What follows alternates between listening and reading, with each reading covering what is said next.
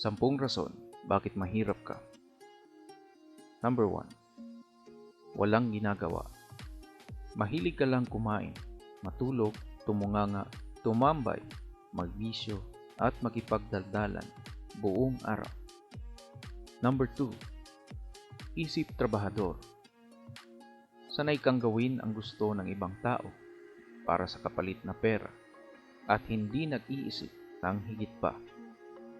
Number 3. Umaasa sa iba. Umaasa ka lang sa iba para mabuhay. Sa parents mo, sa anak mo, kamag-anak mo, o sa kabutihan ng kahit sinong tao. Number 4. Takot kang mabigo. May lokasyon ka, may kakayahan ka, pero takot kang sumubok sa bawat oportunidad at hindi ka na tinubuan ng lakas ng loob. Number 5. Walang oportunidad. Ito ay wala sa kontrol mo, kundi minsan ang ekonomiya kung nasaan ka ay napakababa at wala talagang trabaho o negosyo na maaring pagkakitaan. Number 6. Katamaran. Kahit nasa harap mo na ang lahat, pero wala kang gustong gawin sa buhay mo dahil tamad ka, ay mananatili ka talagang mahirap. Number 7. Ayaw matuto.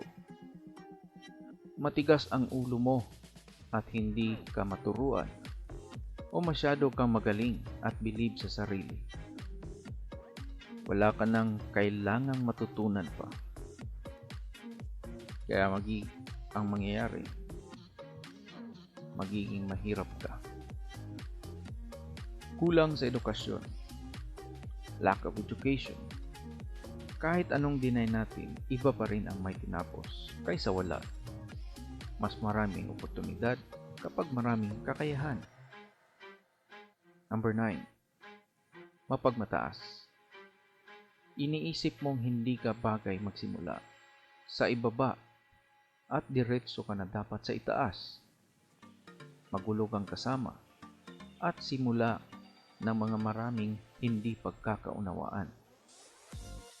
Number 10. Ikaw ay hindi makatagal sa kahit anumang trabaho o gawain.